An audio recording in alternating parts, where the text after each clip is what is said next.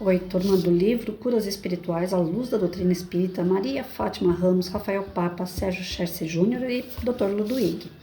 Na Revista Espírita, capítulo 9, o Zoavo Curador do Campo de Châlons. Ontem eu falei para vocês, eu não sei o que é zoavo, mas aí é porque é a falta de atenção, né? Aqui no rodapé consta o seguinte: o Zoavo Curador do Campo de Châlons, Revista Espírita, Jornal de Estudos Psicológicos, outubro 1866, Catanduva, Edicel 2018, página 360, 370. Nota dos autores: Zoavo ou zoavos, palavras de origem berbere, zoaua, designam soldados argelinos e de outros territórios árabes a serviço do exército da França, no período compreendido entre meados do século XIX e março de 1962, quando foi declarada a independência da Argélia, no domínio francês. Seus uniformes chamavam a atenção pelos coletes vistosos e outros adereços. Mais informações nos links registrados na seção referências. Então, eram soldados aí, o zoavo, né? Na parte 2 do texto, então, o jornal em questão diz: as curas obtidas pelo zoavo espírita não atingem senão as moléstias do sistema nervoso. Elas são devido à influência da imaginação constatada por grande número de fatos. Houve dessas curas na antiguidade, como nos tempos modernos, assim nada tem de extraordinário. Dizendo que o Sr. Jacob só curou afecções nervosas, o autor se adianta um tanto levianamente, porque os fatos contradizem essa afirmação. Mas admitamos que seja assim. Essas espécies de afecções são inumeráveis e precisamente destas em que a ciência é, mais das vezes, forçada a confessar a sua impotência. Se por um meio qualquer delas se pode triunfar, não é um resultado importante? Se esse meio estiver na influência da imaginação, que importa? Por que negligenciá-lo? Não é melhor curar pela imaginação do que não curar absolutamente? Entretanto, parece-nos difícil que sua imaginação, ainda que excitada ao mais alto grau, possa fazer andar um paralítico e restaurar um membro anquilosado. Em todo caso, considerando-se, segundo o autor, curas de doenças nervosas em todos os tempos foram obtidas por influência da imaginação. Os médicos não são menos desculpáveis por se obstinarem no emprego de meios impotentes quando a experiência lhes mostra outros eficazes. Sem querer, o autor os acusa. Mas diz ele, o Sr. Jacob não cura todos. É possível e até correto, mais do que isso prova que ele não tem poder curador universal. O homem que tivesse tal poder seria igual a Deus, e o que tivesse a pretensão de possuí-lo não passaria de um tolo presunçoso. Se ele curasse apenas 4 ou 5 doentes em 10, considerados incuráveis pela ciência, isto bastaria para provar a existência da faculdade. Há muitos médicos que fazem tanto. Há muito tempo conhecemos pessoalmente o Sr. Jacob como médium escrevente e propagador zeloso do espiritismo. Sabíamos que ele havia feito alguns ensaios parciais de mediunidade curadora, mas parece que essa facilidade teve nele um desenvolvimento rápido e considerável durante sua estada no campo de Châlons. Um dos nossos colegas da Sociedade de Paris, o Sr. Boivinet, que mora no departamento do Aisne, teve a bondade de nos enviar um relatório muito circunstanciado dos fatos que são de seu conhecimento pessoal. Seus profundos conhecimentos do espiritismo, aliados a um caráter isento de exaltação e de entusiasmo, lhe permitiram apreciar as coisas corretamente. Seu depoimento, portanto, tem para nós o valor do testemunho de um homem honrado, imparcial e esclarecido, e o seu relatório tem toda a autenticidade desejável. Temos, assim, os fatos atestados por ele como constatados, como se nós mesmos os tivéssemos testemunhado. A extensão desses documentos não nos permite sua publicação por inteiro nesta revista, mas nós os arquivamos para utilizá-los ulteriormente, limitando-nos por hoje a citar as passagens essenciais.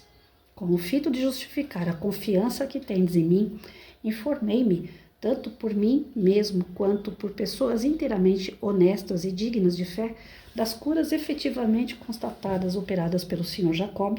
Aliás, essas pessoas não são espíritas, o que tira as suas afirmações toda suspeita de parcialidade em favor do espiritismo. Reduzo em 1/3 as estimativas do Sr. Jacob quanto ao número de doentes por ele recebidos, mas parece que estou aquém, talvez muito aquém da verdade, estimando tal cifra em 4.000, dos quais 1/4 foi curado e os outros 3/4 aliviados. A afluência era tal que a autoridade militar inquietou-se e interditou as visitas para o futuro. Eu mesmo obtive informação do chefe da estação de que a estrada de ferro transportava diariamente massas de doentes ao campo. Quanto à natureza das doenças sobre as quais ele exerceu mais particularmente a sua influência, é-me impossível dizê-lo. São sobretudo os enfermos que a ele se dirigiam, e são eles, por consequência, que figuram em maior número entre os seus clientes satisfeitos, mas muitos outros aflitos poderiam apresentar-se a ele com sucesso.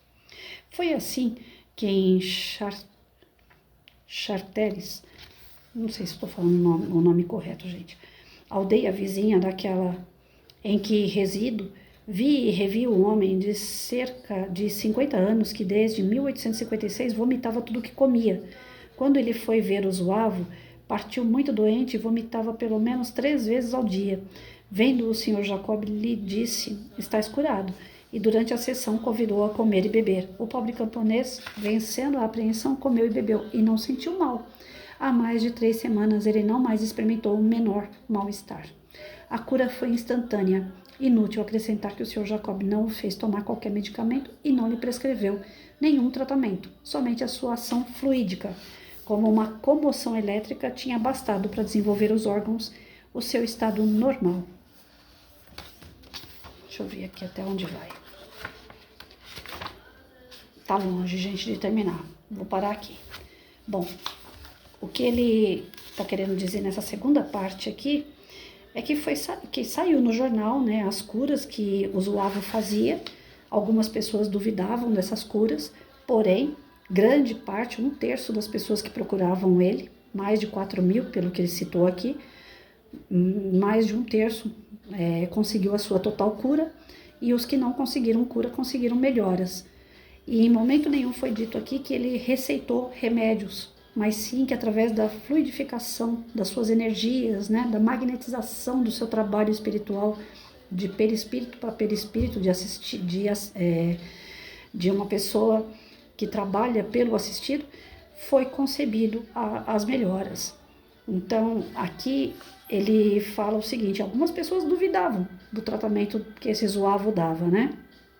Mas entre você procurar médicos e eles também não te curarem, e procura um zoavo, uma pessoa magnetizadora, né?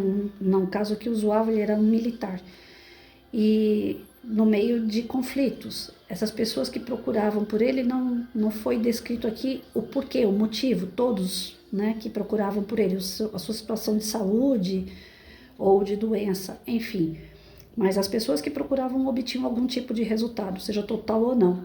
E aí as pessoas que questionavam, né, se isso era real ou não, foi aonde foi levantada a seguinte pergunta: você procura um médico, sempre você é curado pelo médico? Não. Então, da mesma forma, quando você vai procurar um médium magnetizador, não é sempre que você vai ser curado. Você pode ter uma melhora, né? Então, o que consta são os resultados. Isso é que fala a favor que a cura existe, porque obteve essa cura ou a melhora na sua saúde. Então, o que vale para a ciência são os equipamentos, são os exames. O que vale para a gente que trabalha com a cura, os médiums, ou para quem vai buscar a cura espiritual, o que vale não são os exames, são os resultados. Então, para nós, o mais importante dentro do tratamento espiritual não é buscar o porquê que aconteceu ou o porquê que não aconteceu.